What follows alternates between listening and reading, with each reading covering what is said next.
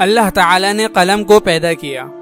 حضرت عبادہ بن صامت رضی اللہ تعالی عنہ بیان کرتے ہیں کہ رسول اللہ صلی اللہ علیہ وسلم نے فرمایا، اس دنیا کی تمام چیزوں میں سب سے پہلے اللہ تعالی نے قلم کو پیدا فرمایا اور اسے لکھنے کا حکم دیا، تو اس نے عرض کیا، اے میرے رب، میں کیا لکھوں؟ اللہ تعالی نے اسے قیامت تک کی پوری کائنات کی تقدیر لکھنے کا حکم دیا۔ ایک دوسری حدیث میں ہے کہ رسول اللہ صلی اللہ علیہ وسلم نے فرمایا، اللہ تعالی نے مخلوق کی تقدیر کو زمین و آسمان کی پیدائش سے 50,000 سال پہلے لکھا ہے۔